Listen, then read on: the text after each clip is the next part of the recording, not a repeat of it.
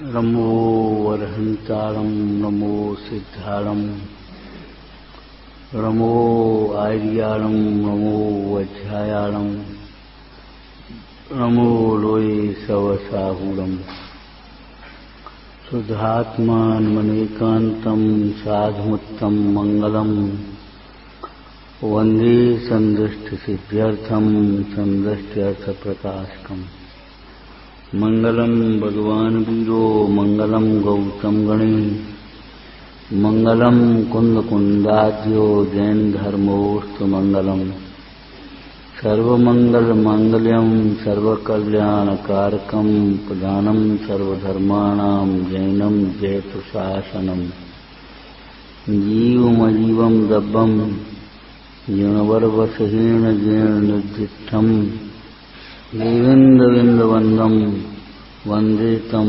सर्वदा शिरसा। जिनेन्द्र भगवान ने जीव का स्वरूप कैसा कहा है, आचार्य नेमचंद सिद्धांत देव दूसरी गाथा में 9 अधिकारों के द्वारा सूचित करते हैं। जीवो वोगमो अमुत्तिकट्टा सदेह परिमाणो भूता संसारथो सिद्धोसो विससो डगई।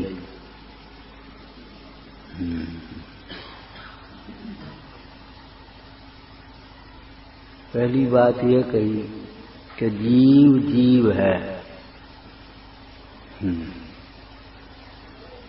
कभी कभी जल्दी से अर्थ करने लगते हैं, जीव उपयोगमयी है, अमूर्त के करता है। लेकिन पहला है जीवत्व अधिकार। जीव जीव है और कोई भी कथन प्रयोजन सहित किया जाता है। कोई भी कार्य प्रयोजन सहित किया जाता है बुद्धिमान लोगों के यहाँ।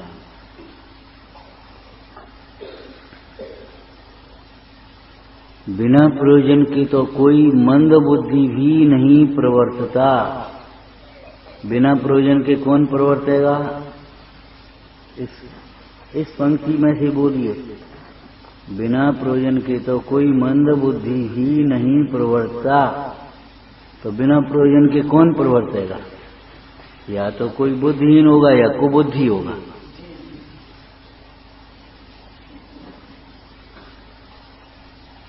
विचारना कहीं हम तो इस पंक्ति के भीतर नहीं आ गए। बिना प्रयोजन के प्रवृत्ति, भूख नहीं हो तो भोजन कौन करेगा? भूख नहीं हो तो भोजन कौन करेगा? कोई कुबुद्धि होगा। नहीं भूख है तो भी खा लो।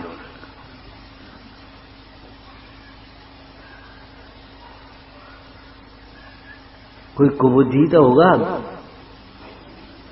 उसे ये लगेगा अरे भोजन करना चाहिए, भोजन नहीं करेंगे कमजोर हो जाएंगे, फिर ऐसे हो जाएंगे। ये कुबुद्धिपने का लक्षण है। भूख नहीं है तो भोजन कौन करे? कि कोई कुबुद्धि करेगा। जरूरत नहीं है तो कौन कमाए? जरूरत नहीं हो, जब इतना पुण्य का उदय है कि अपने पास कमाया मिल गया या इतना कम गया है, तो अब क्यों कमाने में ही लगी रहो? अरे अभी भी पैसे ही कमाने में लगे रहोगे तो धर्म कब कमाओगे? विचार करो।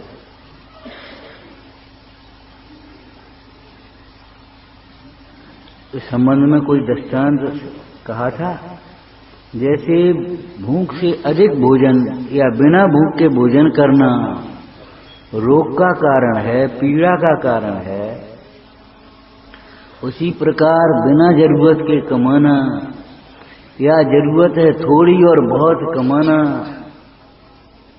ये भी दुख का कारण है, परिग्रह बोझा है। जब आप चलते हैं कम से कम सामान लेकर के चलने की कोशिश करते हैं।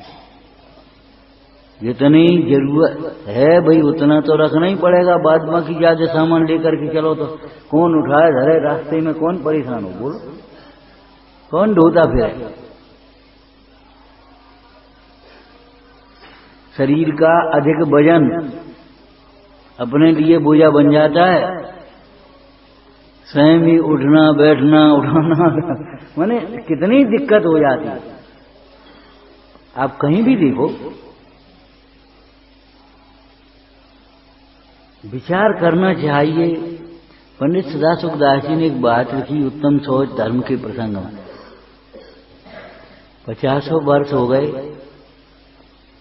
पढ़ते सुनते हुए, और तो भी जिनागम का रहस्य समझ में नहीं आता, वेद ज्ञान नहीं होता, विरक्तता नहीं आती विषयों से। क्या मतलब क्या है, कथाएं नहीं घटती, मतलब क्या है। सो अन्याय का धन और अवक्ष भक्षण का फल समझना चाहिए।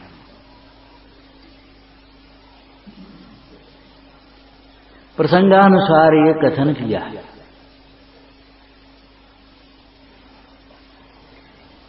लेकिन हम तो अन्याय की इतनी स्थूल परिभाषा समझ रखे बैठे हैं जिसमें अपने अन्याय को समझने के लिए गुंजाइश ही नहीं। अन्याय माने कोई को कम मत तोलो, काउ की चीज ज्यादा मत ले, कम ज्यादा दाम मत बताओ भाई, चोरी का मत करो, भाई अन्याय, मिलावट मत करो, बस अन्याय। विचार करो, जब हमें जरूरत नहीं है फिर भी हम कर रहे हैं तो ये अन्याय नहीं। अन्याय की परिभाषा पुरुष अपने अष्टपावड़ की टीका में क्या कही है, कई बार बताए थे हम आपको। पद विरुद्ध कार्य करना अन्याय है। पद विरुद्ध कार्य करना अन्याय है। तत्वा सूत्र में एक स्वहस्त क्रिया लिखी है, 25 क्रियाएं आश्रम की, समझा विकास।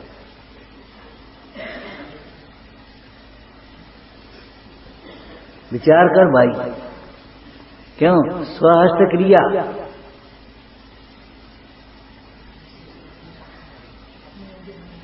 हाँ, आश्रम की क्रियाओं में स्वहस्त क्रिया लिखी। भाई जो कार्य दूसरे कर सकते, इसमें कोई रईसी की बात और अभिमान की बात नहीं है, कोई नौकरों के भरोसे रहने की बात नहीं है। लेकिन लोग बस जो कार्य दूसरे कर सकते हैं उसमें अपने ही लगे रहो और अपनी पूजा स्वाध्याय छोड़ो।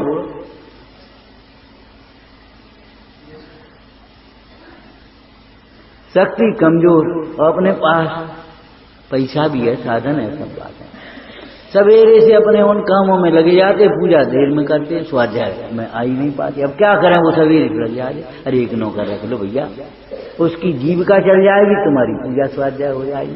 समर्थ हो तो, नहीं समर्थ होते तो कौन कहता, क्या करोगे उस पैसे का।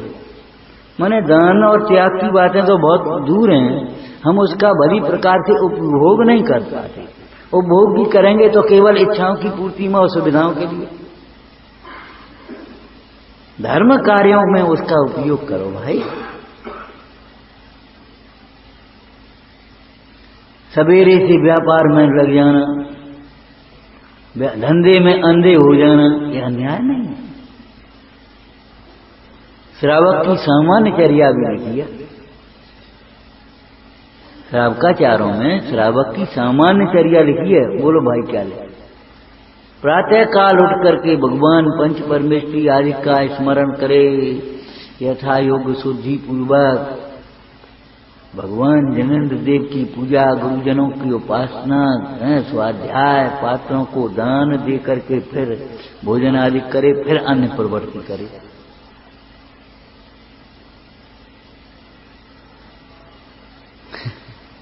धर्म पर्वों में जरूरत नहीं है, अपनी सामर्थ्य बंद कर दो। कैसे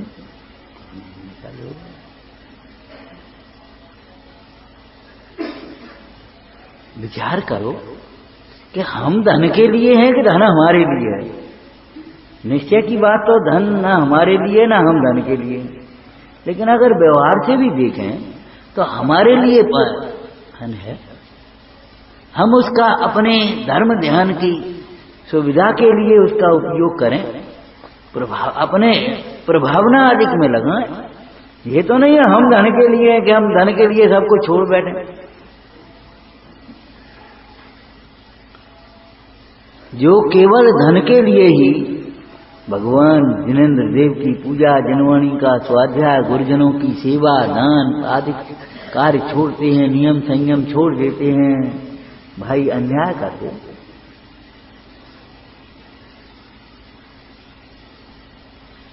विचार तो करो। हम कितनी बातें आपको इस प्रसंग में कही होंगी।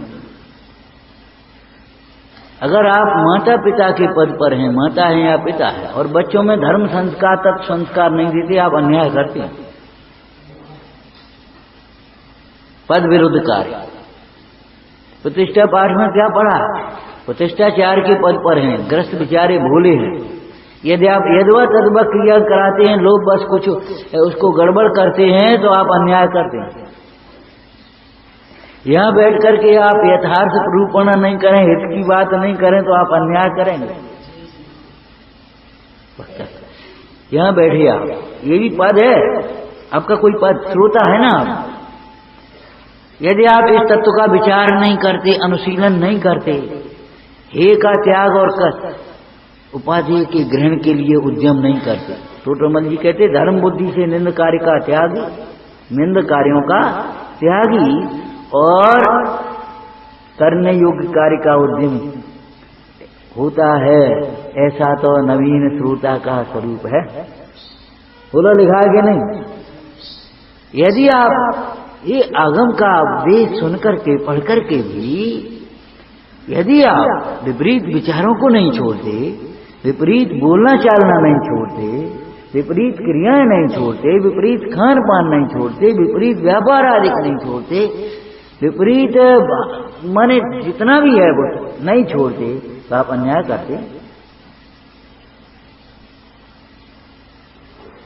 अधिकारी होकर के यदि उपकार नहीं करता है तो धिक्कार का पात्र होता है। बोलो नीति में पढ़ा है कि नहीं?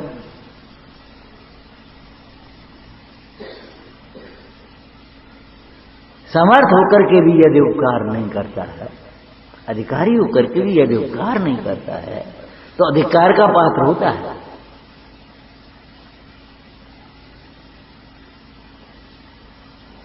भैया चल क्लास ले लें। हाँ नहीं, हमें कोई मतलब नहीं है, हमें कौन बुलाया, हम कौन आएगा? अरे अरे कैसी बात है, आज तुम इस लायक हो इसलिए तुमसे कह रहे, रो मत गांठो। उतनी देर तुम्हारा भी स्वाध्याय होगा, उसके माध्यम से चिंतन होगा, तुम्हारी परिणति विशुद्ध होगी। हमें कौन पूछता है? अरे तुम देना सीखो, जिन्हें दोगे वही तो पूछेंगे तुम्हें। अगर जिन्हें दोगे ही नहीं वो पूछेंगे काल को। बहुत लोग ईर्ष्यावश ऐसे सोचते हैं, अरे भैया अपन सब सीख जाएंगे, अपने कौन पूछेगा? अरे जिन्हें सिखा दोगे वे ही तुम्हें पूछेंगे। इतना उल्टा सोच है, कुछ कहने की नहीं। इसको व्यापार बता देंगे जी, हमें कौन पूछेगा? अरे वो दिन जिंदगी भर तुम्हारे 5 हुए हुए, दादा तुमने हमें लाइन से लगा दो। 4 जनों से कहेगा भैया इन्हें हमें लाइन से लगा दो, हम तो भटक रहे थे।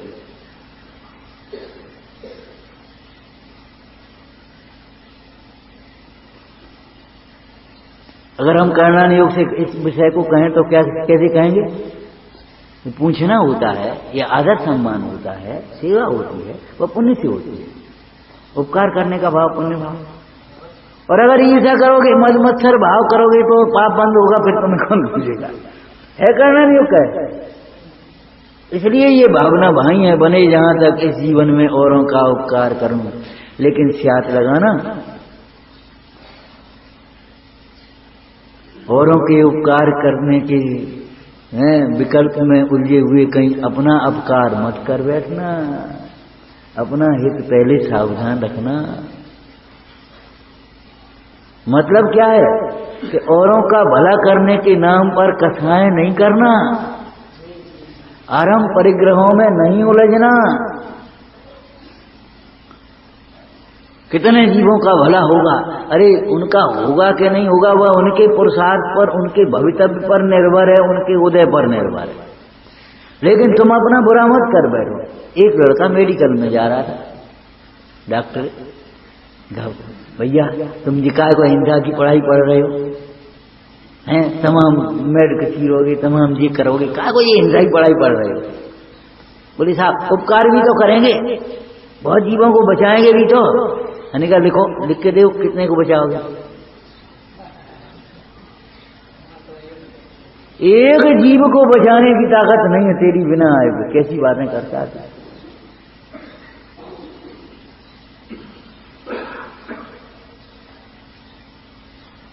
और बचाने के भाव पूर्वक तुम हिंसा में पहले ही प्रवर्त रहा है, कितने को मारेंगे ये नहीं देख रहा।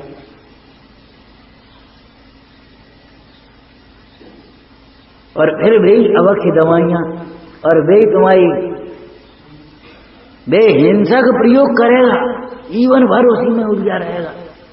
और सेवा करेंगे, सेवा सेवा सेवा की भावना कितनी रहती है, इतना खर्च कर लेता है, कमाई की भावना रहती है। एक डॉक्टर था लड़का, बोले वो हमको नर्सिंग होम बनाना। हमने बेटा रहने दे, मान जा। अगर पहले पूछा तो हम कह रहे रहने दे, जलाए में मत जा। अगर तुम्हारा सेवा का भी भाव है तो शुद्ध चिकित्सा विज्ञान सीखो भाई, और उपकार करो। अनेकों जीवों का घात करके एक जीव को बचाने की तुम कर्तव्य का अहंकार कर रहे, बचा उसको भी नहीं पाओगे। तो नर्सिंग होम बनाना, हमने बेटा रहने दे, अभी तुम डॉक्टर हो, थोड़े में इलाज कर दे तो, और फिर करोड़ों रुपया नर्सिंग होम में लगा दोगे, बाकी फिर बाकी आमदनी करने के लिए लूटोगे और क्या करोगे। जो चिकित्सा आज रोगी आ जाए सामान्य डॉक्टर के पास, वो 200 रुपये में कर सकता है, नर्सिंग होम में उसे मजबूरन कम से कम 2000 लेने पड़ेंगे। ये बताओ, जो 4 करोड़ नर्सिंग होम में खर्च करे उनको ब्याज को दे, और पूरे में वो एसी लग रही है, उसके जनरेटर का खर्चा 50,000 का, वो कौन चलाए 24 घंटे खड़ खड़ खड़। और इतना ही स्टाफ लगा है, इतने स्वीपर लगे, इतने सब लगे, उन सबका खर्चा कौन पे आएगा। वो अपने घर से देगा, क्या करेगा, मजबूर लूटेगा।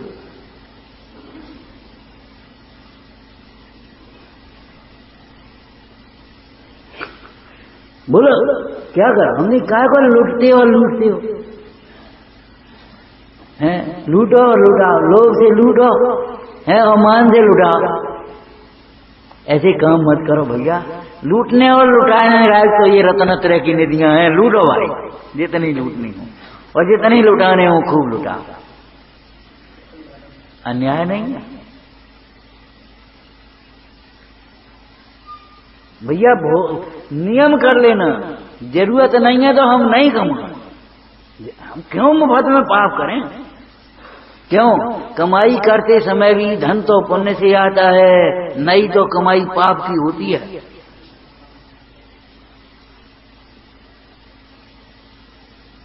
न्याय से कमाना पाप है, अन्याय से कमाना महापाप है। नहीं रहे लक्ष्मी अधिक छल कर, छल प्रपंचों से भी कोई ज्यादा पैसा आ जाएगा, ये भ्रम में मत रहना।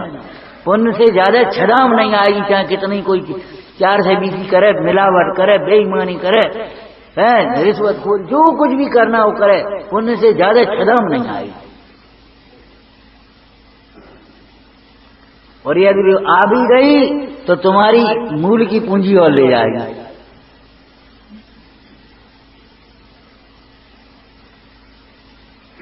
ये बातें हमें यहाँ इसलिए बतानी पड़ती हैं, क्या करें, इन्हीं में उलझे हुए धर्म ध्यान। आज से अनेकों साधन, वो क्या बताएं, टाइम नहीं मिल रहा, आ नहीं पा रहे।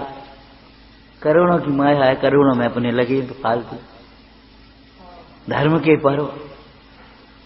और क्या करें, अरे क्या करें, उठा एम जान आलस हान सास ठान ये सिखा धरो। क्या करें करते हो। बीमार हो जाए तो क्या करें क्या करें, नहीं करोगे तो इलाज के लिए चल दोगे वैद्य के पास, और यहाँ कहते हो क्या करें जैसे दूसरे का नुकसान हो।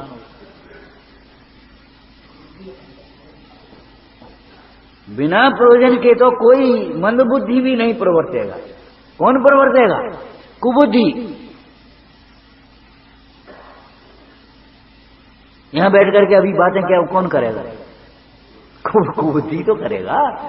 अरे भाई यहां बोलने की जरूरत नहीं, कोई पूछना हो तो बोलेंगे, कुछ हम पूछें तो उत्तर देंगे। अब बाद बाकी फालतू यहां बैठ करके बातें कौन करेगा? कोई कुबुद्धि को।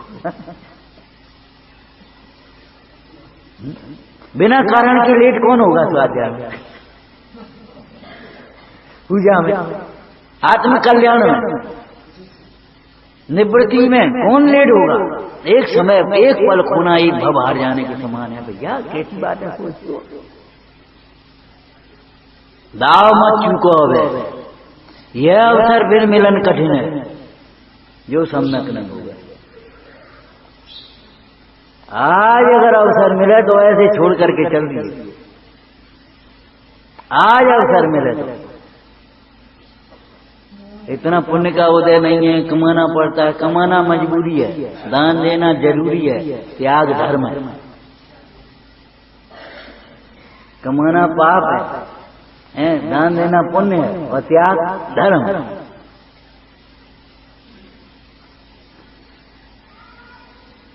बिना भोजन कौन खाएगा? बताओ, खाली भोजन के लिए हम हैं क्या? भोजन हमारे लिए, इंद्रियों के लिए हम क्या? हमारे लिए इंद्रियां। अरे हमारा हित है, वो देखेंगे, वो पढ़ेंगे कि चाहे कहीं देखते फिरेंगे। हमारा हित है, सो सुनेंगे कि चाहे कुछ सुनेंगे। सुनो सुनो सुनो, एक बात बता, हमें नहीं सुनना। निरंजन की कथनी सुनाओ मुझे, न कुछ और बतियां बताओ मुझे। जो भावे तुम्हें सो न भावे मुझे, न झगड़ा जगत का सुहावे मुझे।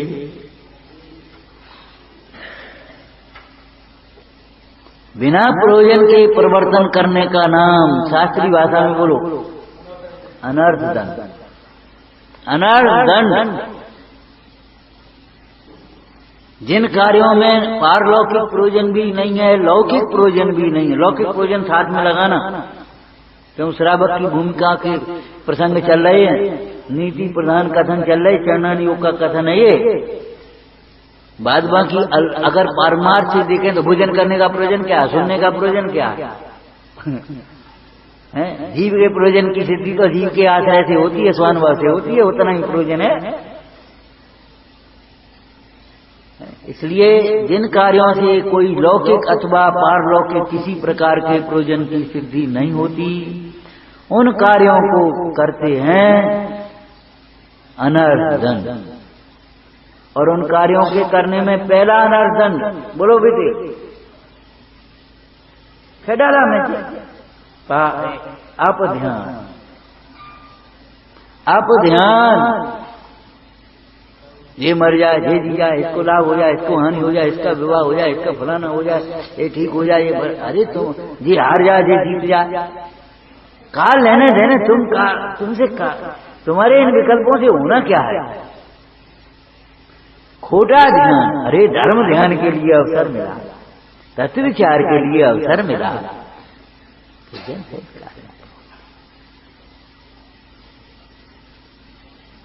मन संबंधी आ गया ना पहले, और फिर दूसरा पापोपदेश वचन संबंधी। और पापोपदेश में पाप स्वयं करने की बात तो है ही नहीं, देन सोपदेश हो अगबनज कृत है। हिंसा।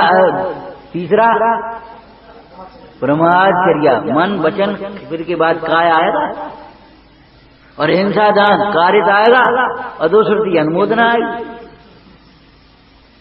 9 कोटि उत्सर्ग त्याग, 9 कोटि के त्याग को कहते हैं।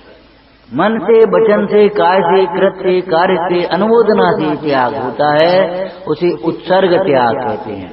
और अकेले मन से या अकेले वचन से, अकेली क्रिया से, ये तुम्हारा अब्बा त्याग। 1 से 2 से 3 से अब्बा त्याग। जैसे रात्रि भोजन का उत्सर्ग त्याग कोई बिरलों को होता है, वैसे रात्रि भोजन का त्याग यहाँ बैठे बहुत लोगों को है। मैं कोई होगा जो रात्रि भोजन करता नहीं, यहाँ बैठे कौन करने वाला रात्रि भोजन, लेकिन उत्सर्ग त्याग तो बिरले को।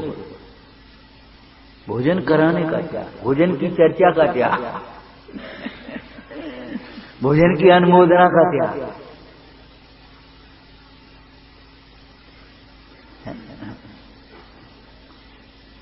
विचारना वैसे तो आपको अच्छा लगता है, कोई होगा उसकी चर्चा चल रही होगी, लेकिन जब उसको खोलने बैठे तो लगता है अरे ये तो हम ही जहां में बैठे, बिना प्रयोजन हम प्रवर्त रहे कितने। तन की भूख कणा, मन की भूख मणा, कितना चाहिए। अरे शरीर की भी आवश्यकता कितनी है, 4 रोटी 4 जमीन 4 कपड़े, लंबी चौड़ी जायदाद है तो भी कितने में रहोगे आप। अगर आपको जरूरत नहीं है, नहीं फैलाओ। मुनिराज पद्म प्रमलधारी देव एक बात कह रहे, कितनी सुंदर है इस परिग्रह के संबंध में। भव भय भीरता के कारण परिग्रह के विस्तार को अब तो छोड़ो। इसका भाव समझे, परिग्रह के विस्तार से भव का विस्तार होता है। परिग्रह के विस्तार से भव का विस्तार होता है, राग का विस्तार होगा कि नहीं। और उसके कारण से न जाने कितने वैर विरोध संकल्प विकल्प खड़े हो जाते हैं परिग्रह के कारण। बोलो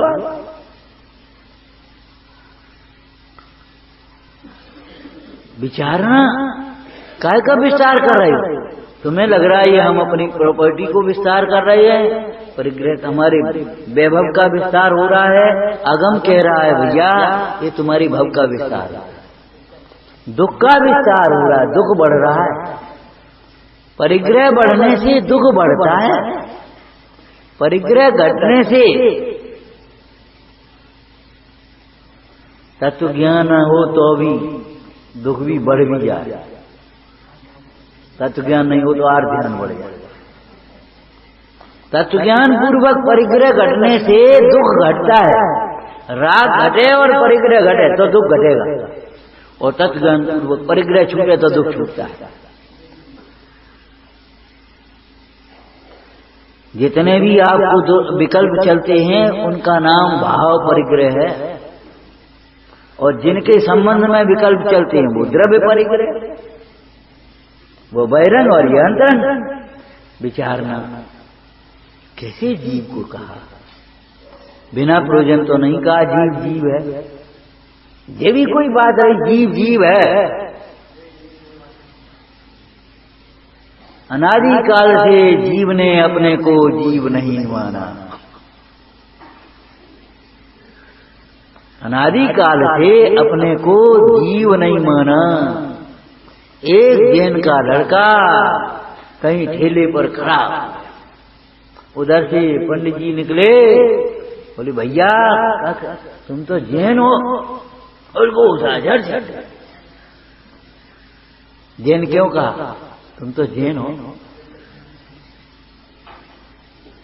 जैनत्व के विरुद्ध कार्य करने जा रहा था। इनकी बाल बूथ मिल गई बच्चों के में क्या, आलू की चाट और चौराहे पर। हमें बाजार की कोई भी चीज नहीं खाना है। साबकाचार में अवक्ष के प्रसंग में एक बात और लिखी है, जो दया शून्य लोग हैं और अक्रिया से बनाते हैं वो सब का सब अवक्ष। अवक्ष का त्याग हिंसा के त्याग के लिए ही तो है। क्रिया शून्य दया शून्य परिणाम वाले जीव वे कैसे क्रिया कर पाएंगे इतना चार की और हिंसा अहिंसा की। इसलिए क्रिया शून्य लोगों के हाथ से जो भोजन बनता है सामग्री बनती वो खाने लायक है। तो नहीं पाल पाएंगे दया। तो विचारना, ये अन्याय का प्रसंग हम ऐसे सोचते जैसे कोई, हम तो अन्याय करते हैं, हम किसी के साथ अन्याय नहीं करते, हमारे साथ क्या करते हैं हम किसी के साथ। अरे तुम किसी के साथ की बात तो बात है, पहले तुम अपना अन्याय अपने साथ ही अन्याय कर रहे। जो समय तुम्हें अपनी आराधना के लिए मिला है वह तुम विकथा में, प्रमाद में, भोगों में गमा रहे हो, ये तुम्हारा अन्याय है। और सुनो, भगवान मिले, जिनवाणी मिली है, इनका प्रयोग भी तुम लौकिक कार्यों के लिए कर रहे हो। पंडित टोटमल जी कहते अन्याय। पंडित जी के ही शब्द बोलो, जिन धर्म का सेवन तो संसार नाश के लिए किया जाता है, जो जिन धर्म पा करके, चाहे वो भगवान की पूजा हो, चाहे जिनवाणी का स्वाध्याय हो, चाहे व्रत संयम का पालन हो, के द्वारा लौकिक प्रयोजन सिद्ध करना चाहते हैं, मतलब ख्याति लाभ चाहते हैं, वो भी लौकिक ही प्रयोजन। दुनिया हमें जाने,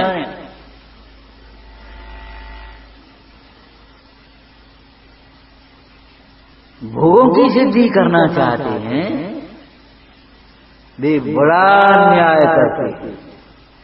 इसलिए मिथ्या दृष्टि तो हैं ही, पापी भी हैं।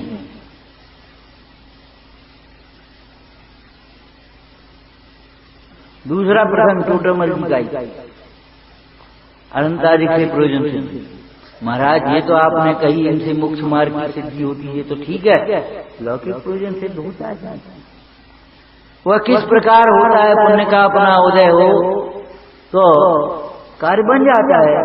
मैं जिनेंद्र भगवान की भक्ति, जिन वचनों का सुनना पढ़ना, अभ्यास करना, व्रत नियम का पालन, तपश्चरण आदि, ये सब मंद कथा रूप है।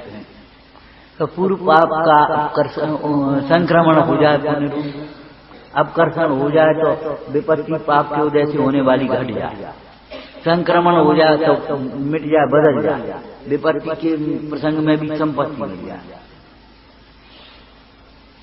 कई बार ऐसे प्रसंग होते हैं, पुराणों में तो हैं ही, लेकिन आपने अपने जीवन में भी देखे होंगे। हम सोचते इसमें घाटा होगा और हो जाएगा, कोई ऐसा बन जाता है। स्वयं कोई पास होने की उम्मीद नहीं हो और कोई ऐसा अपन सोचे चलो पेपर तो देखेंगे, और अपने ऐसे कोई आशा तो थी नहीं, पढ़ाई कर नहीं पाई, लेकिन ऐसे पलटे अपने देखते रहे और वही पेपर में आ गया और पास हो जाता है। कोई दम नहीं है इनमें। बाहर की सफलता और असफलता पुण्य पाप के उदय अनुसार, लेकिन बाहर की सफलता तेरे जीवन की सफलता नहीं है भाई।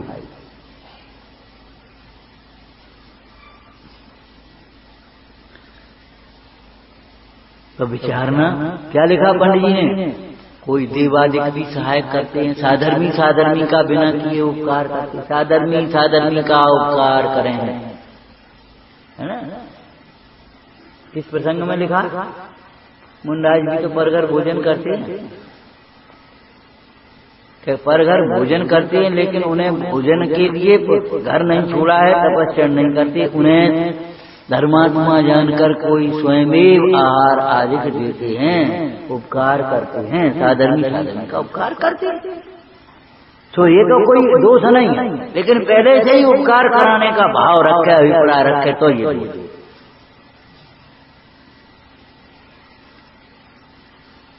क्या करना चाहिए। फिर भी अंतिम लाइन क्या लिखी इस प्रसंग में? अंतिम माने आगे पीछे एक दो लाइन क्या लिखी? परंतु इस प्रयोजन का अर्थ ही होना योग्य नहीं है। लौकिक कामना धर्म कार्यों में रखते हुए ये कांक्षा नाम का सम्यक दर्शन का दोष है। समझ में आया ना? इस प्रयोजन का अर्थ ही होना योग्य।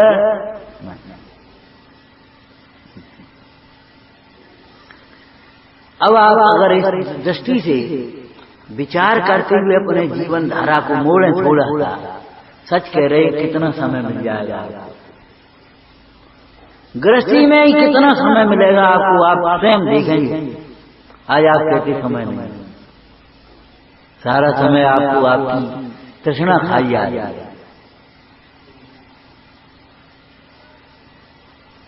समय ही समय मिल जाए, कितनी शक्ति बचेगी,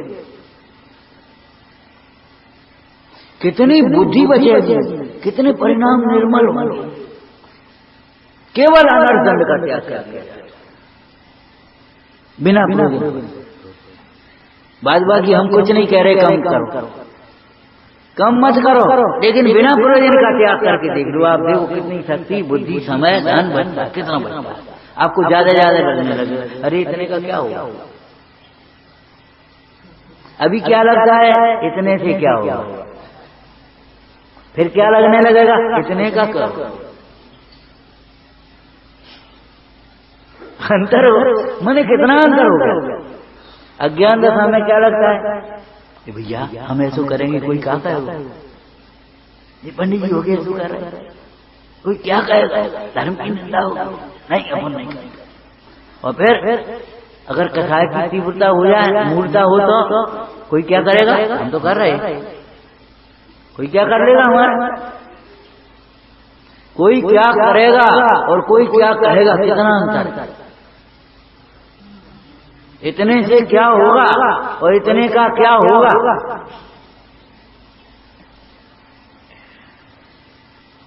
फालतू का बोझा क्यों ढोवे, तो बिना प्रयोजन नहीं कहा, जीव जीव है।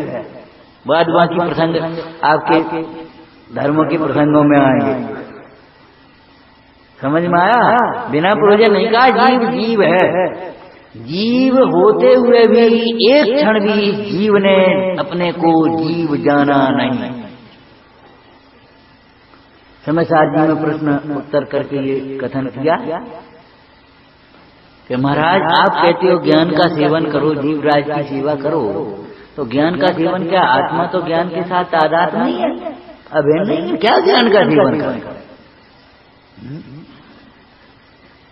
लेकिन नहीं, ज्ञान के साथ तादात्म्य होने पर भी एक क्षण भी अपने को ज्ञान रूप नहीं देखा। ये तो पहली मोटी भूल है, क्या अपने को जीव ही नहीं देखा। और कदाचित सुनने से पढ़ने से हम जीव हैं, मैं जीव हूं ऐसा कहना सीख गए, विचारना सीख गए, तो फिर उपयोग रूप नहीं देखा।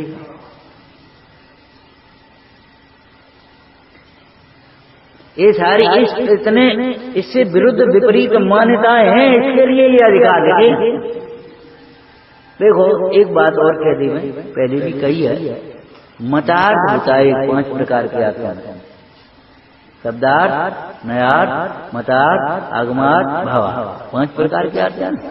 एक मतार्थ होता है। मतार्थ का अर्थ शास्त्रों में भी ऐसे ही आया है और प्राय लोग ऐसे ही करते हैं। इसमें चारवाक मत का खंडन हो गया, इसमें नैयायिक का खंडन हो गया, इसमें बौद्ध का खंडन हो गया, इसमें सांख्य का खंडन हो गया। अरे भैया उधर निगाह मत लगा, ऐसी मान्यता अपने में हो तो उसका खंडन करने के लिए लिखा है, उसका हमने आपको हेतु बताया। देखो भाई, आपके सामने जो खड़ा होगा उससे ही तो कहोगे। अरे दोषों की चर्चा भी पीठ पीछे इधर उधर करते हैं, वे तो द्वेषी हैं, पापी हैं। दोषों की चर्चा करनी है, अगर लगता है हमें दोष है तो उसी से करो, तो वो दूर तो भी कर लेगा। ये बताओ, हम तुम्हारे दोष उनसे कहें तो वे दूर तो करेंगे नहीं, और तुम्हें पता नहीं तो तुम दूर करोगे कैसे। तो केवल हमारा लाभ क्या होगा, इसमें हानि होगी। अगर हम आपका दोष आपसे कहेंगे तो दूर होने का अवसर है।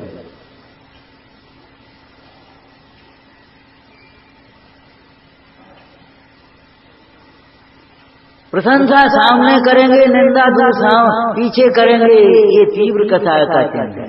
अरे दोष बताना हो तो सामने बता दो, और प्रशंसा करना हो तो पीछे करो, जो भूल न जाओ। इस बार की हमें ध्यान नहीं, पहले हम गए पर्वत पर तो एक लाइन लिखी है, हमारी कमियां हमें बताएं तो हम दूर करते हैं। और अगर कोई अच्छाइयां हो तो दूसरों को बता। वहां हम गए थे, तो उनको प्रेरणा मिलेगी, आएंगे। ये सूत्र हमें अपने जीवन में अपना लेना है। देखो भाई, एक का दोष दूसरा दूर नहीं कर सकता। यदि वह नहीं कहता तो उसके गुरु से, माता से, पिता से, जो उसका मित्र, जो उसको मतलब दूर करने का अगर भाव है, तो कैसे दूर हो, इस उपाय को विचार में लेते हुए फिर उसका प्रवर्तन करेंगे। और अगर दूर नहीं है तो मतार्थ माने, अब संत मत थोड़ी बैठी, बहुत मत थोड़ी बैठी, तो हम कहीं बहुत मत का खंडन होगा। ऐसी मान्यता अपने भीतर भी है। जैसे सांख्य मत कर्तावाद मानता है या सर्वथा शुद्ध मानता है, निश्चयवादी भी मानता है। आचार्य कौन देव ने किससे कहा थे? अमृतचंद स्वामी का कलश है, हे भाई तुम सांख्य मत की तरह सर्वथा कर्ता मत मानो। जो ये कर्म नो कर्म की प्रवृत्ति है, कर्म का बंध, उदीर्णा, ये सब तुम्हारे जो हो रहे हैं, संबंध जरा होनी है, तो उनमें जीव का परिणाम निमित्त है। जो नो कर्म की बोल रहे ना, योग उपयोग निमित्त है इसमें। सर्वथा करता शांत मत की तरह सर्वथा करता मत मानो, और अपने को अकर्ता मानकर मेहनत बुद्धि करो और उसका दोष दूसरे के माथे मरो, ये विपरीतता मत। तो मतार्थ का अर्थ हमें ये लेना चाहिए, ऐसी मान्यता अपने में हो तो दूर कर देना, औरों के दोष देख देख करके कसायवान मानना। तो जीव है, ये पहले नंबर में चर्चा की। हम जीव कहते तो हैं जीव और मानते हैं अपने को शरीर।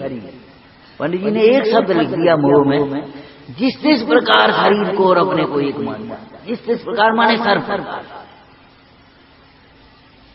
ये तो शास्त्र में लिखा है, सो मने नहीं कर पाते हम, लेकिन अंदर में लगता नहीं है देह से भिन्न आत्मा। अब बड़े आदमी ने कहा, हमने कहा भैया स्वाध्याय किया करो। अब हम बड़े हाथ जोड़े खड़े, बोले अब मने तो नहीं करते। बोले पंडित जी बात तो आपकी सही है, लेकिन क्या, लेकिन बस लगा दिया, मतलब करेंगे नहीं। अब समझ लो, लेकिन लगाइए। लेकिन क्या करें, इतने व्यस्तता है। सवेरे 7 बजे निकलते, रात को 9 बजे आते, थक जाते, बैठ भी यहाँ तो उपयोग नहीं लगता, नींद आने लगती है। बात तो आपकी ठीक है, लेकिन भैया रात्रि भोजन तो नहीं करना चाहिए, बाजार में तो नहीं खाना चाहिए। बात तो ठीक है, ये तो मूल गुण है, बाई चिन्ह जेनो का, बात तो सही है। लेकिन क्या करें, वो हमारा धंधा ऐसा है। अब रोज कैसे भूखे आए, 9 बजे निकल पाते दुकान से, तो फिर अब आकर के भोजन करेंगे। माने अपना क्या उसको पूछो, लेकिन लिहाज बस नहीं कैसा। तो कहीं हम आगम के लिहाज से निषेध नहीं कर पाते हैं, लेकिन हम उसे स्वीकार नहीं करते। अरे उसे स्वानुभव पूर्वक स्वीकार करना ही संबंध है। जीव है, सामान्य कथन हो गया। उत्तम पुरुष में इसका ट्रांसलेशन करो, मैं जीव हूं।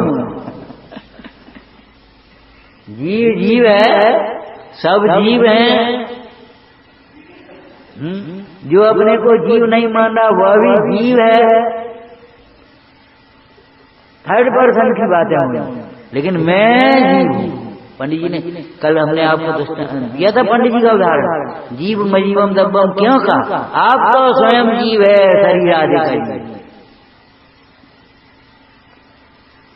अब जीव भी कदाचित माना तो सत्ता को हमने स्वीकार कर दिया, केवल जीव है। लेकिन मिला जुला जीव की सत्ता, जीव का जीवन। भैया जब तक श्वास है तब तक जीवन है, श्वास गई फिर का जीवन। सांस निकल गई अब का, नाड़ी छूट गई अब का जीवन। भैया आयु है तब तक जीवन है, आयु पूरी हुई बच गई अब का जीवन। किधर देख कर बोल रहे हो? शरीर को ही देख करके तो बोल रहे हो। आचार्य नेमचंद सिद्धांत देव कहते सुनो, जीव जीव है बस, जीवतीत जीवा, जीता है वह, जन्मता है मरता है ये नहीं व्यवस्था परमार्थ से। उस जीव में ही अपने को भूलकर अपने शुद्ध चैतन्य प्राणों को जाने बिना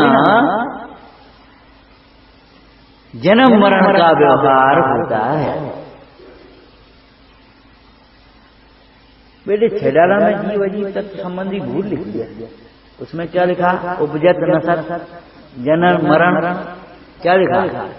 तन उपजत। ये तो नहीं लिखा जीव उपजत,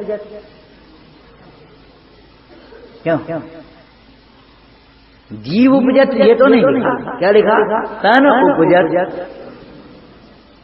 लेकिन ये मूल जीव अपने को नहीं जानता तो क्या मानता? अपनी उपज। उपजा क्या? शरीर, और माना क्या? मैं उपजा। लोगों को जन्मदिन मनाने का इतना शौक पड़ता है, इतना शौक पड़ता है। हम कहते निश्चय से देखो तो जन्म होता कहाँ है, और व्यवहार से देखो तो जन्म हुआ ही कहाँ। अभी ससुर तो पैदा ही नहीं हुए थे बहू के, बहू ने यही तो उत्तर दिया था। जन्म किसका मतलब, जन्म किसका नाम है? जब हम अपने को जाने तभी जन्म समझना चाहिए, नहीं तो मिथ्या दृष्टि को चलता फिरता मुर्दा कहा है।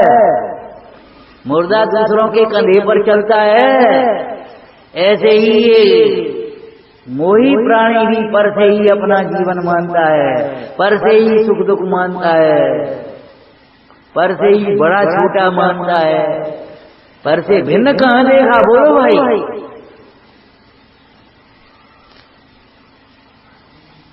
भगवान का दर्शन करते हुए भोपाल कवि ने लिखा है ये, गर्भकूप तैनिक सो आज, अवलोचन उघरे जिन रात, मेरो जन्म भयो है बे, शिव कारण तुम देखे तवे। हे भगवान, आपका दर्शन किया, आपका दर्शन करते हुए आपका दर्शन हुआ। समझ गए? समझ गए होगे? आपका दर्शन किया सेकंड पर्सन, और आपका दर्शन करते हुए आपका दर्शन हुआ। आज हमारा जन्म हुआ है, मनाओ जन्मदिन। जन्म हुआ नहीं और जन्मदिन मनाने में लगे। चलो लोक व्यवहार से तो भैया जन्म की तो पता ही नहीं है तुम्हें, जन्मदिन की।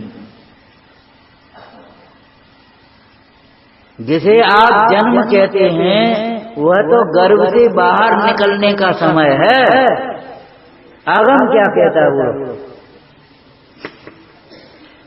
जीव यहां से किसी गति से वो शरीर को छोड़ करके आया, अधिक से अधिक चौथे समय में आकर के। और अगर जीव नहीं आया है तो शरीर की संरचना वृद्धि कुछ होगी कैसे? कहाँ होगी? किसके उदय से होगी? निमित्त नैमित्तिक संबंध है वहां सब। अब बताओ काय को जन्मदिन मना रहे? काय का जन्मदिन है? मोह में मत नाचो। निश्चय से देखें तो आत्मा अजन्मा है, व्यवहार से देखें तो जब अपने को आत्मा जाना तभी जन्म। इसीलिए माता पिता गुरु को कहा है गुरु ही माता, गुरु ही पिता, जिनके प्रसाद से हमने अपना आत्म स्वरूप समझा, आज हमारा जन्म।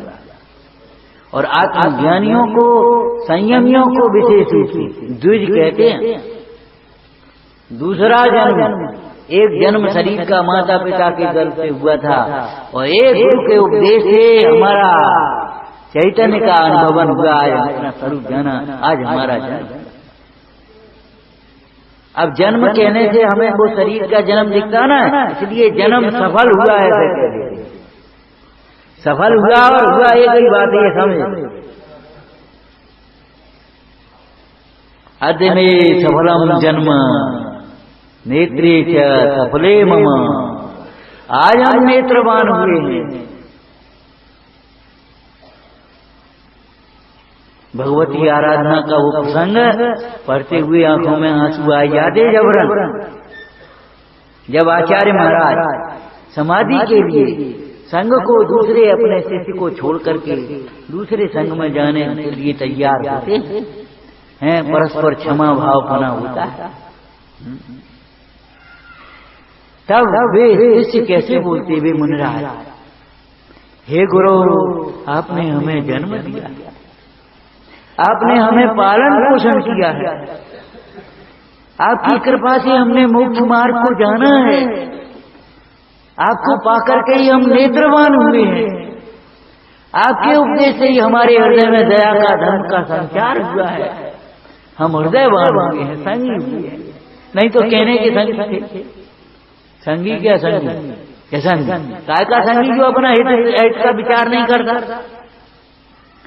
हित अहित का विचार करने की शक्ति है, उसे संगी कहेंगे, ठीक है, आगम की कथन। लेकिन वास्तव में संगी कौन है, जो अपने हित अहित का विचार करके अहित से विरक्त होता है, हित में लगता है, उसे संगी कहते हैं। काय के संगी, आंखें होते हुए भी गड्ढे में गिरे, काय का नेत्रवान, अंधे की उपाधि पाता है, ऐसे संगी होकर के भी असंगी है, हित को नहीं समझे।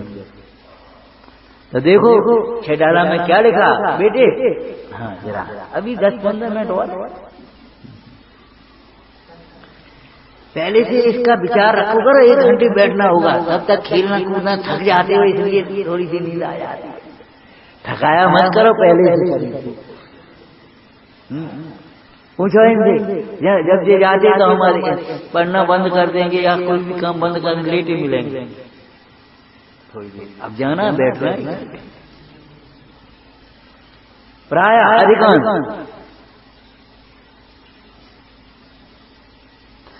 कोई काम करना तो उसके लिए टाइम निकालना पड़ता है। हमारे शास्त्र में एक अंतरकरण विधान लिखा है। ये ऐसे विधान नहीं है तो पंच परमेष्ठी विधान वगैरह होते, ऐसा नहीं लिखा ना। कर्णन योग में अंतरकरण विधान, ये कर्णन योग वाले जानते होंगे। बताना भैया क्या है, थोड़ा सा बता दो। जब कर्म का उपशम हो तभी तो सम्यक दर्शन होगा, उदय में नहीं रहता, उदय अभाव। तो अब उदय में जब लाइन लगी है, कर्म के नीचे कैसे लगी है, तो हर समय उदय में आएंगे। तो जीव के परिणामों का निमित्त पाकर के कुछ कर्म आगे खिसक गए, कुछ पीछे हो गए, अब बीच में गैप हो गया। अब वो समय जब आए तो कर्म का उदय कैसे हो, तब वहां उपशम सम्यक दर्शन होता है। ऐसा है अंतरकरण विधान। अंतरकरण भैया थोड़ा आप इधर खिसक गया, बीच में जगह हो जाती है। ऐसे ये कर्म के निषेध जो लगे हैं, कुछ कर्म आगे हो गए, कुछ पीछे हो गए, बस खत्म हो गया, बीच का समय आ गया, इसको अंतरकरण विधान कहते हैं। तो ऐसे ही कुछ आगे पीछे करो सरकार तो समय निकलने लगा। तत्वासूत्र में तो अर्पिता निर्पित सिद्धे ये निर्णय करने के लिए लिखा है, लेकिन हम तो आपको लोक व्यवहार में कहते हैं। अगर आप मुख्य गुण करना नहीं सीखोगे तो आप लोक में भी कोई कार्य नहीं कर सकते। विद्यार्थी का जब परीक्षा का समय है, पढ़ने का समय है, वो खाना पीना जाना आना सब गुण कर देता है। बेटा तुम मामा के यहाँ चले जाओ, हमारी परीक्षा आ गई, हम नहीं जा रहे। बेटा ये खाली हमें नींद आएगी, हम नहीं पढ़ेंगे, हम थोड़ा सा हमें नींद आएगी रात को, हमें पढ़ाई करनी है। वो भोजन गौण कर दिया, खेलना गौण कर दिया, निषेधेगा नहीं, भोजन भी करेगा, लेकिन इन कार्यों को गौण करेगा तब वो पढ़ाई को मुक्त कर पाएगा। और जब परीक्षा हो गई अब पढ़ाई क्यों, आज तुम खेल, परीक्षा हो गई, लेकिन गौण ही करना, गौण ही करना, कहीं विद्यालय को या छात्रावास को ले जाना नहीं। ले जाने का मतलब हमारे कई विद्यार्थी शिकायत मिल जाती है, हम शिकायत नहीं करते हैं, सुझाव देते हैं। जब छुट्टियों में घर जाते हैं तो देर से उठेंगे अपने आराम, जैसे जेल से छूट के आए हो, मंदिर ही नहीं आएंगे। 10 बजे ने कहा गए, अम्मा ने जब कही बेटा मंदिर होया जा रहे, पूजा नहीं करेंगे। ये भैया जी तुम वहां पढ़त कैसे पढ़त हो? अपना विद्यालय का नाम, अपना छात्रावास का नाम हल्का होता है, ऐसी प्रवृत्ति नहीं करना। ये प्रवृत्तियां क्यों होती है? सोने में सुख लगता है, यदवा दुर्वा खाने पीने में, प्रवृत्ति करने में, अनर्गल में सुख लगता है। आप यही तो पढ़ाई पढ़ने लायक है। हम जल्दी उठते हैं तो हम अपने लिए उठते हैं, बस जहां होंगे वहां जल्दी उठेंगे। जैसे ही वहां से हटे बस अब सोए रहे। जी भैया कौन, जैसे हम कल और के लिए प्रार्थना कर रहे थे, आप जीवन में जहां हो सवेरे उठ करके प्रार्थना करें। ज्ञानाभ्यास तो अपने लिए किया जाता है, धर्म ध्यान तो अपने लिए किया जाता है, पूजा तो अपने लिए किया जाता है। जहां हो और जहां जैसी सुविधा मिले, सुविधा का मतलब हम परमात्मा पोषण नहीं कर रहे, कहीं गए और बाहर से मंदिर में, वहां दूर मंदिर है और धोती दुपट्टा नहीं मिल पाए, नहीं कोई बात नहीं, भाव पूजा कर, टाइम कम है, गाड़ी का समय, आप पहले से टाइम निकालो, नहीं निकल पा रहा तो आप भाव दर्शन कर लो, पाठ अपने वहां करते जाना, यात्रा में बैठी बैठी भीतर अपने पाठ करते जाना, बाद बाकी यहाँ दर्शन। गौण करने की बात तो बन सकती है, लेकिन निषेधने की बात नहीं। पर्व के दिन है, स्वाध्याय है, समागम है, अब आप सब काम गौण करोगे तो आप आकर के बैठ जाओगे। जो पर्व के दिनों में अच्छे अच्छे व्यंजन बनाने में ही लगे रहते हैं, उनका स्वाध्याय चलता है। एक बार जब घर घर भोजन करने जाते थे तो एक प्रश्न किया, एक बार बोले आपने इतना नियम ले लिया, 6 चीजों से ज्यादा नहीं खाते भोजन थाली में, 6 तो हाल हो जाती, एक दूध हो गया, एक दाल हो गई, एक रोटी हो गई और एक सब्जी हो गया, 6 तो हाल हो जाती। तो हमने कहा ये नियम क्या है? हमने कहा ये नियम इसलिए लिया, ज्यादा भोजन बनाने में आपका स्वाध्याय चलता है और प्रमाद आता तो हमारा स्वाध्याय। अरे जीवों के घाट की बात तो अलग है, हमारे स्वाध्याय का घाट होता है, कुछ होश है तुम्हें? और ज्यादा ये भीड़ लगाने के लिए कमाना ज्यादा पड़ेगा, कमाना ज्यादा पड़ेगा, उसमें टाइम लगेगा। आपको कुछ होश है? जीवन में सादगी और संतोष के बिना अवसर नहीं है, और स्वाध्याय के बिना दिशा नहीं है कि इसका उपयोग कहाँ करें, समय बचाए उसका। अपने को परिग्रह का परिमाण, इच्छाओं का परिग्रह, परिमाण का दूसरा नाम इच्छा परिमाण व्रत लिखा है। परिग्रह परिमाण का दूसरा नाम इच्छा परिमाण व्रत। थोड़ी सी सी में करती जान घटाइए, सी में कर रही जाए। तो विचारना, जीव कहते हैं हम और मानते क्या? तनोपजत। कभी लगता है तनोपजत, अपनी उपज, तन नसर, आपको ना, इसके बीच में और लगा लेना क्या? तन बढ़त आपकी बढ़त मान।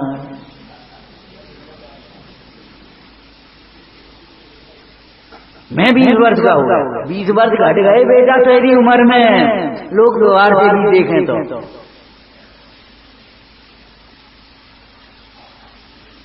एक बार ऐसे ही बैठे बाल बच्चे तो बोले, हमने कहा क्यों जन्मदिन मनाते कैसे?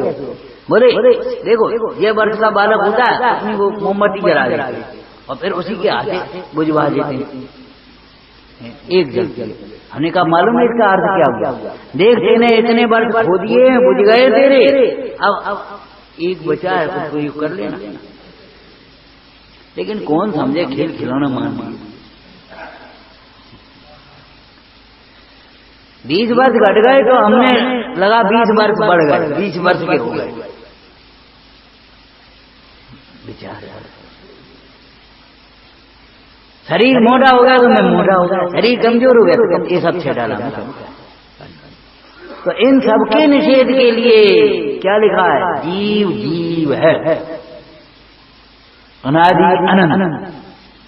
तो साहब अनादि अनंत ये 10, 20, 50 वर्ष का जो जीवन, 100 वर्ष 200 वर्ष का जीवन है, वो तो सब आयु कर्म के हिसाब से। अनादि अनंत कैसे? ये अनादि अनंत को न जानने से इस जीव का वो तिरोभाव है। जैसे बादल आने से सूर्य का प्रकाश बादलों में से निकलता नहीं है, हमारी दशा ऐसी है कि हमारी आयु इतनी बढ़ गई, इतनी आयु, अरे इतनी अनादि अनंत में घट गई है ये सब हमारी है। यदि पक्षी को आकाश में उड़ने की कितनी शक्ति, और यदि इसको 100 मीटर की डोरी से बांध दिया जाए तो उसकी उड़ने की शक्ति बढ़ गई कि घट गई? ये चर्चा इसमें चैतन्य पुराण के प्रसंग में टीका में आएगी, पढ़ करके बैठना विचारना, समझ में आना। आज तो इतनी अभी समझना, जीव जीव है बस, है होता है, नया होता है, ये मतलब नय उपजई नय मरई बंधन मोक्ष न करई, जो परमथे जोइया जिणवर मरे। जिनवर भगवान ने क्या कहा है? नय उपजई नय मरई। ये किसके जन्म मरण की बात है? छेडाला में काय का वर्णन है? पहली दाल में 4 गति के दुखों का। किसके दुखों का? जीव के दुखों का, किसी और के दुखों का? अपने दुखों का, जीव के दुखों का। छेडाला पढ़ो, उसकी बात बताना। वो सही है जी, सब इच्छा आप कह रहे, लेकिन छेडाला पढ़ो। भूल आपको भ्रमत बात सास भ्रमण की। अपने को दुख, अपने दुख नहीं है ये, अपने को भूलने के दुख है ये। भ्रमण जीव का भ्रमना स्वभाव नहीं है, भ्रमना तो भूल से हो रहा है। आप भूल जाते तभी तो भटकते फिरते हो, भ्रमते फिरते हो, इधर निकल घूमते रास्ते ही जाने के लिए ध्यान ही नहीं। अभी इस गाड़ी में भूल जाते तभी तो करते, ये भूल ही भटका रही है। भूला भगवान इसीलिए तो कहा जाता है भूल गया है। तो जीव जन्मा कहाँ, मरा कहाँ, घटा कहाँ, बड़ा कहाँ, जीवती जीवा। तो अनादि अनंत कौन से प्राणों से जीता है? क्या अनादि अनंत जीता है अपने चैतन्य प्राणों से, भाव से। ये भाव प्राण संयोग और वियोग रूप नहीं है। ये भाव प्राण संयोग और वियोग रूप नहीं है, जीव के साथ अभिन्न है, इसलिए अनादि से अनंत जीवन। इसलिए ब्रह्म मत रहना आपका 10-20 वर्ष की जिंदगी है, 4-4 दिन की जिंदगी है, कट ही जाएगी। अनादि अनंत जिंदगी है, सोच को इंतजाम करो, ऐसे गुजर नहीं होगी। आत्मा को जाने बिना गुजर नहीं होगी। कहाँ जाओगे? देह छूट भी जाएगी, कहाँ जाओगे? कहाँ जहाँ जाओगे वहीं दुख। जैसे कभी कभी कोई बैरी होता है, समझत का तुम कहाँ जाओगे, वहीं नहीं छोड़ेंगे। ऐसे ही कर्म बैरी मोह बैरी ऐसे है, तुम कहाँ जाओगे? इस बैरी का तो समूल नाश ही करना उचित है। इस भवतर का मूले ज्ञान मिथ्या भाव ताको कर जीवती जीवा जीता है। ऐसे जीव को समझ करके जन्म मरण का भाव होता है। ऐसे जीव को समझे बिना जन्म मरण कर रहा है। अशुद्ध ऐसे जीव का ही जन्म मरण हो रहा है। और इन इंद्रिय बल आयु श्वासोच्छ्वास प्राणों के संयोग का नाम जन्म और इनके वियोग का नाम मरण। वो जन्म मरण का व्यवहार होता है संसार अवस्था में, लेकिन ये जन्म मरण का व्यवहार स्वभाव में नहीं है। स्वभाव के समझे बिना जन्म मरण का अभाव होता, स्वभाव को समझने पर कुमरण का भाव होता है, और स्वभाव में रम जाने पर मरण का भाव। विचार सहजानंदी शोक स्वरूपी विनाशी में आत्म स्वरूप, आनंदी शोक स्वरूपी विनाशी में आत्म स्वरूप, आनंदी शोक स्वरूपी विनाशी में आत्म स्वरूप। एक उत्तम संयम का दिन है, और अपने अपने समाज में भी एक कार्यक्रम पहले भी कहा था, मनाना ही चाहिए। जो बालक 8 वर्ष के हो गए हों, उन्हें मूल गुण धारण कराने का, भले स्थूल रूप से समय बदल गया, परिस्थिति बदल गई, लेकिन इस समय और इस परिस्थिति में भी कितने पालन करना सकते हैं, उन मूल गुणों के पालन का एक समारोह बनाना चाहिए। हर बार क्यों हर बार जैसे बच्चे आते हैं, जो 8 वर्ष के होते जाए, आओ देव शास्त्र गुरु के संबंध में नियम लो श्रद्धा का, और मध्यमास मधुपन चुदम्बरों का त्याग करो, वक्त का त्याग करो। आपको मालूम है गांधी जी विदेश गए, माँ रायचंद जी के पास लेकर के आए, बोले जी विदेश जा रहा है, बोले जा शराब का त्याग करो, शील का नियम लो, बोलो मध्यमास का त्याग करो और शील का नियम लो। वहाँ ये सब नियम नहीं, जब लेकर के गए तो उन नियमों से उनकी रक्षा हो। बच्चे कॉलेज में पढ़ने जाएंगे, बाहर पढ़ने जाएंगे, आप नियम दे करके भेजो ना, नियम दे करके भेजो, जैसे वे बच्चे भ्रष्ट नहीं हो पाएंगे, कुसंगति में पड़ जाएंगे। और समाज की भी ये जिम्मेदारी है। आज परिस्थितियां खड़ी हमने कृत्रिम रूप से की। पहले हमारे विद्यालयों में लोग पढ़ने आते थे, हमारे छात्रावास होते थे, हमारे छात्रावासों में लोग रहते थे, तो उन्हें हमारे नियम पालने की प्रेरणा मिलती थी। आज हमारे बच्चे, हम इन बातों को भूल गए। हम तो केवल बस अमुक रचनाएं हो जाए, मंदिर बन जाए, बस अपना शिविर लग गया, बस पर्याप्त है। अरे भाई ये बताओ, इनके जैनाचरण का पालन कैसे होगा? और ज्यादा हुआ तो हम अपने और धंधों में लग जाते हैं। अगर एक सामाजिक स्तर पर अगर हो सकती है, सामाजिक स्तर पर करो, नहीं तो व्यापारिक स्तर पर करो। अपने विद्यालय बनाओ, अपने छात्रावास बनाओ, अपने कॉलेज बनाओ, वहाँ बच्चे पढ़ने आए। और नहीं तो ये समाज की जिम्मेदारी है, बच्चे जहाँ जिन नगरों में, महानगरों में जाते हैं पढ़ने, समाज को मंदिर के पास इस प्रकार की व्यवस्था बनाना चाहिए। बाहर के बच्चे पढ़ने वाले जो आते हैं जैन, और जो नियम पालना चाहते हैं, उनके पढ़वाने की जिम्मेदारी हमारी है। ये बादशाह की व्यवहार हमारा क्यों है? हमने क्यों कहा था आपको मंदिर से जब पूजा दर्शन स्वाध्याय के बाद निकले तो थोड़ा ऐसे देख करके निकले, कोई बाहर का भी आया? क्यों? धर्मात्मा साधर्मी साहब होटल में खाएगा, होटल में रुकेगा? और पहले ये परिपाटी थी मंदिरों के पास धर्मशाला, धर्मशाला उनका नाम था। क्यों? धर्म साधन के लिए रहते थे। उन्हीं में विवाह शादियां भी होती थी। उसका कारण ये विवाह शादियां इस तरह के नंग नाच नहीं होते थे। विवाह शादियां बुजुर्ग लोग आते थे, शांति से बैठते थे, मंदिर होता था, फिर भोजन अच्छी तरह साफ सुथरा होता था, रात्रि में उस प्रकार के काम नहीं होते थे, भोड़े प्रदर्शन नहीं होते थे। धर्मशालाएं आपकी काम की तो भाई हमारे की बर्तन अलग होते थे, साधन अलग होते, सब व्यवस्थाएं। अब वो सारी बातें खत्म हो गई। धर्म हमने माने पूजा और ये सोच लिया बस स्वाध्याय और दान पुण्य समझ लिया, और आचरण में हम चाहे जैसे प्रवृत्तियों में उलझ गए। थोड़ा सा ध्यान समाज का, समाज के मुखिया लोगों का, इस ओर जाना चाहिए। भाई संयम पालन के साधन भी तो बनाओ, उद्यम। तीसरा क्या, 5 है ना, उज्जवणम तारणम शरणम आया ना।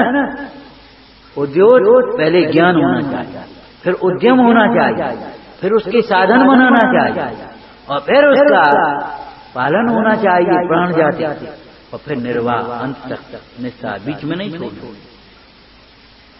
समाधि मन में अगर शिष्य का तीव्र मोह ज्यादा हो, व्याकुल होने लगे, तो आचार्य महाराज एक बात बोलते, सुनो तुम्हें हम बीच में नहीं छोड़ेंगे।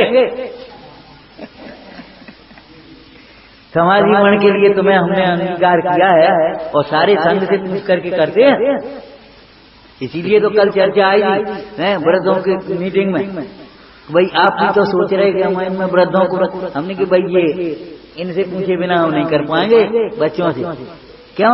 समाधि मन ना अकेले कर पाएंगे ना करा पाएंगे, व्यवहार की बात है ये। उस समाधि के साधक जीव की 24 घंटे परिचर्या सावधान रहना। 2 घंटे आप बैठोगे, 2 घंटे आप बैठोगे, इनका भोजन आप कराओगे, और मुंडाजों का तो और भी है, स्वयं उपवास करेंगे, उनकी चर्या करेंगे जब तक चर्या होनी, उनका स्वाध्याय कराएंगे, दूसरे लोगों को वहीं रोकेंगे, उनके पास भीड़ नहीं मचने देंगे। ये सारी चर्चाएं भगवती आराधना आदि ग्रंथों में। समाजोत्थान का मतलब ये है हम उन कुरीतियों के मूल में जाएं और उन कुरीतियों के मूल को छेदें। और नहीं तो बच्चे फिर अभी पूछेंगे, महाराज हम रात में भोजन क्या करें, पढ़ाई करने जाएंगे, फिर क्या करेंगे, वो व्यवस्था नहीं बनती, होटल वाले हॉस्टल वाले वो रात को ही देते हैं। पहले तो हमारी कमजोरी बहुत होती है, अगर वे दृढ़ता देखें तो वो भी परिवर्तन हो सकता है। लेकिन हम तो आज समाज के सामने ये बात कह रहे हैं कि हमारी समाज को इस विषय में धर्मायतनों के साथ साथ इन समाज के आयतनों पर भी ध्यान देना चाहिए।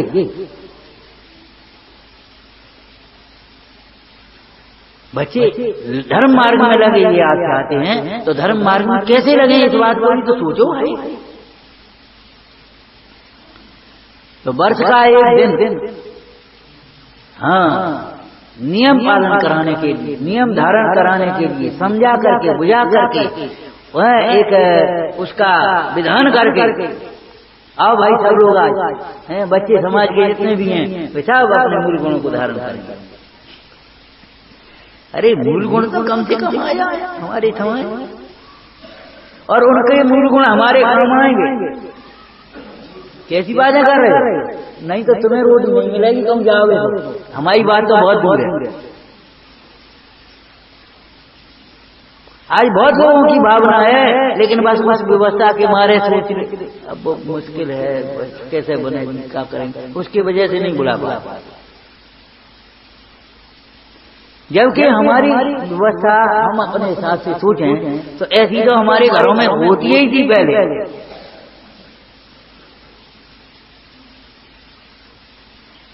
कोई ज्यादा है ही नहीं, कुछ सामान्य श्रावक की चर्या है।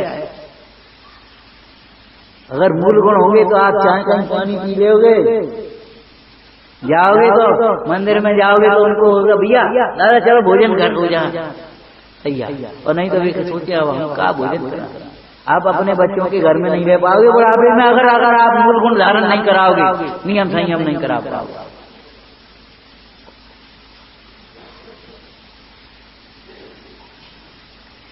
इसलिए केवल एहसान और उपकार की बात नहीं है, ये हमारे कल्याण की बात है।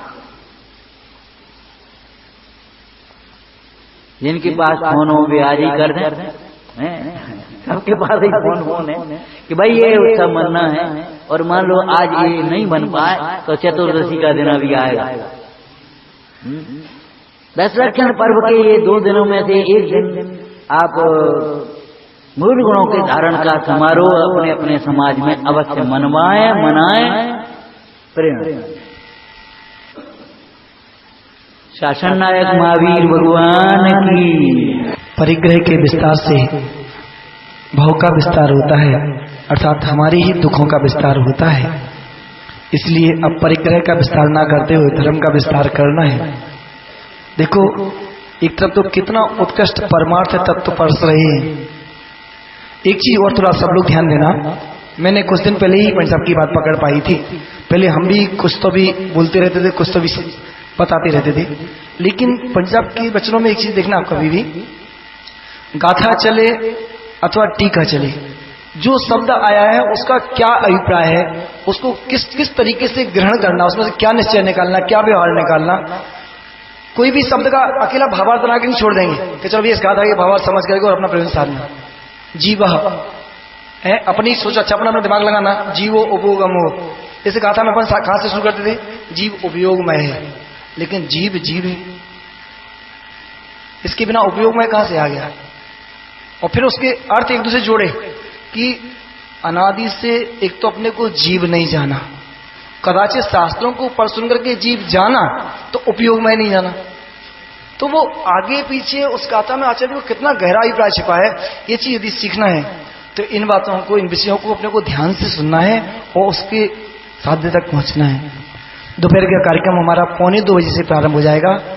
1:45 से 2 बजे तक 15 मिनट का पाठ, जो अपन 12 भावनादि का करते हैं। 2 से 2:15 तक भैया तत्वसूत्र जी पढ़ना सिखा रहे हैं, वो सीखना है। 2:15 से 3 तक स्वाध्याय, 3 से पूज्य का परिवचन, बाकी कार्यक्रम दूसरा शाम को अभी समाहित। निज निधि निज में बताई, यह अनंत उपकार है, के लिए